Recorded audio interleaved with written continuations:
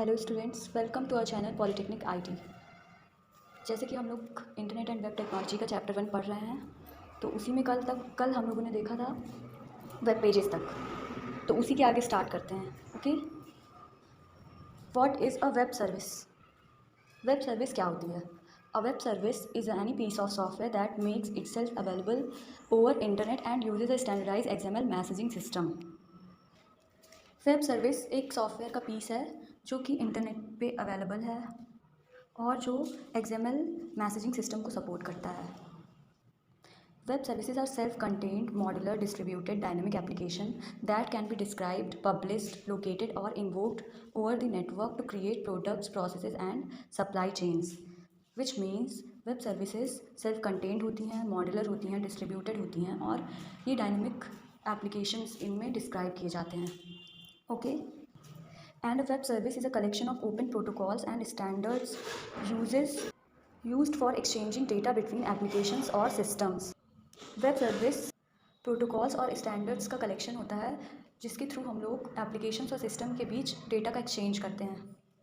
A web service is a software component stored on one computer that can be accessed via methods calls by an application on another computer. अब आगे देखते हैं benefits of web services. Web services का क्या क्या benefit है? Exposing the existing functions on the network, which means जो भी फंक्शन नेटवर्क पर अवेलेबल है उन्हें एक्सपोज करना, और interoperability, standardise protocol, low cost of communication, ये सारे वेब सर्विस के बेनिफिट्स हैं। टाइप्स ऑफ वेब सर्विसेज क्या होती हैं? कितने टाइप्स की होती हैं? 2 टाइप्स की वेब सर्विसेज होती हैं, एक रेस्टफुल होती है और एक सोप। अब आगे हम लोग देखेंगे client server model.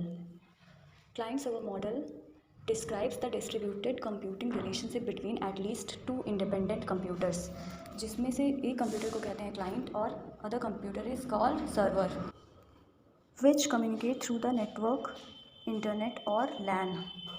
Client server model एक डिस्ट्रीब्यूटेड कंप्यूटिंग रिलेशनशिप है जिसमें एटलीस्ट 2 कंप्यूटर आपस में कम्युनिकेट करते हैं। There can be multiple clients on each server.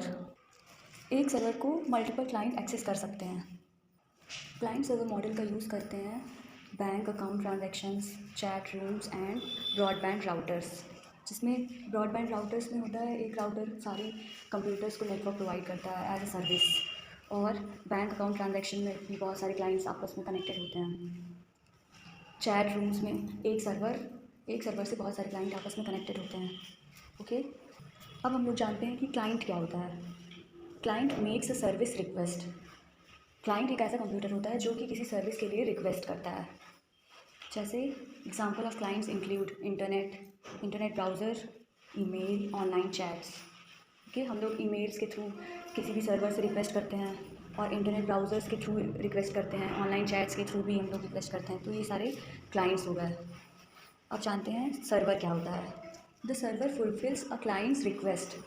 Server वो कंप्यूटर होता है जो कि क्लाइंट की रिक्वेस्ट को रिस्पॉन्ड करता है। Specific types of servers include, बहुत सारे तरीके के सर्वर होते हैं जिसमें से web servers, application servers, database servers, mail servers, file servers, FTP server, name server, print server, ये सारे सर्वर्स के एग्जाम्पल हैं। ओके, आप लोगों को समझ में आ रहा है? अब हम लोग जानते हैं URL क्या होता है। URL means Uniform Resource Locator. Uniform Resource Locator is the global address of documents and other resources on the World Wide Web. URL एक ग्लोबल एड्रेस होता है किसी भी डॉक्यूमेंट या रिसोर्सेज का जो कि वर्ल्ड वाइड वेब पे अवेलेबल है। Okay, it's main purpose is to identify the location of the document and other resources available on the internet. इसका मेन पर्पस जो भी रिसोर्सेज और डॉक्यूमेंट्स इंटरनेट पे अवेलेबल हैं उनको आइडेंटिफाई करना, and specify the mechanism for addressing and it through a web browser. An example of a URL is https://www.computerhope.com, which is the URL for the Computer Hope website. Okay, तो URL क्या होता है? एक website या कह सकते हैं हम लोग कोई भी डॉक्यूमेंट या रिसोर्स जो कि इंटरनेट पे अवेलेबल है उनकी लोकेशन को आइडेंटिफाई करने का एक एड्रेस होता है। It is also referred to as a web address, इसे हम लोग वेब एड्रेस भी कहते हैं। URL consists of multiple parts including a protocol and domain name that tell us a web browser how and where to retrieve a resource. URL में बहुत सारे parts होते हैं, जैसे उसमें प्रोटोकॉल्स होते हैं, डोमेन नेम होते हैं, जिससे हम लोग ये पता लगा सकते हैं कि कौन सा वेब ब्राउज़र कैसे कोई भी रिसोर्स को रिट्रीव करेगा. The URL contains the name of the protocol needed to access a resource as well as a resource name. URL में प्रोटोकॉल का नेम दिया होता है जिससे हम लोग कोई भी रिसोर्स को या रिसोर्स के नेम को एक्सेस कर सकते हैं. ये एक URL का एग्जांपल देखते हैं. HTTPS जो कि एक प्रोटोकॉल है, फिर उसके बाद जो मेल लिखा है वो सब डोमेन है, and Google is a domain. com.com top level domain है, and Gmail is a path of the resource. Okay. Uniform resource locator देखिए URL कैसा होता है. .com लगा होगा, कहीं .name होगा, कभी .in होगा, कभी .gov गवर्नमेंट वेबसाइट में, और एजुकेशनल वेबसाइट्स में होगा .edu. हम लोगों ने पहली वीडियो में देखा था कि वेबसाइट्स क्या होती है, और इसमें देखेंगे कि types of websites. Static websites. It is the most simple type of website. It is written on the plain HTML language. Static websites एक सिंपल टाइप की वेबसाइट होती है जो कि प्लेन HTML लैंग्वेज में रिटन होती है. Static website not need of programming and database to make the website. अगर हम लोग स्टैटिक वेबसाइट बना रहे हैं तो उसमें हमें डेटाबेस कनेक्टिविटी नहीं होनी चाहिए, कोई प्रोग्रामिंग नॉलेज नहीं होनी चाहिए. इसे हम लोग सिंपली बना सकते हैं HTML का यूज़ करके. The documents are stored in a file system. जो स्टैटिक वेबसाइट्स होती हैं वो फाइल सिस्टम पे स्टोर होती हैं. फिर आगे देखते हैं कि डायनामिक वेबसाइट क्या होती है. It is the collection of web pages and content changes dynamically.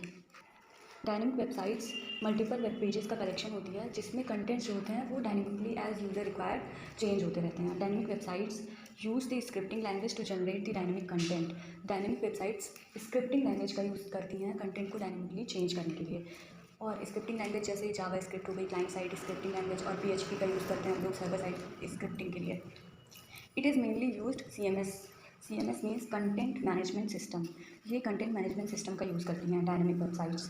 अब हम लोग छोटा सा डिफरेंस देखते हैं डायनामिक वेबसाइट और स्टैटिक वेबसाइट में. Static websites it is used the HTML code to developing a website. Static website जैसे कि हम पहले भी पढ़ चुके हैं कि स्टैटिक वेबसाइट्स नॉर्मल HTML का यूज़ करके बनाई जाती हैं. और dynamic website it is used the server side scripting language. इसमें हम लोग सर्वर साइड स्क्रिप्टिंग लैंग्वेज का यूज़ करते हैं. Flexibility is the important in the static website. Static website में फ्लैक्सिबिलिटी क्या होती है, इंपॉर्टेंट होती है, फ्लैक्सिबल होती है static websites. CMS is the important in the dynamic website. Dynamic website अगर आप डेवलप कर रहे हैं तो उसमें CMS का होना बहुत ही ज़रूरी है. The same content web page load in the website. और स्टैटिक वेबसाइट्स में जितनी भी बार आप अपनी वेबसाइट्स को ओपन करेंगे आपको सेम कंटेंट शो होगा वेब पेज पे. और dynamic website content is generated quickly. उसमें as user requirement content generate होता है. तो आज की वीडियो में इतना ही. अगर आप लोगों को ये वीडियो पसंद आई है तो इसे लाइक करें, शेयर करें, कमेंट करें, और हमारे चैनल को ज़रूर सब्सक्राइब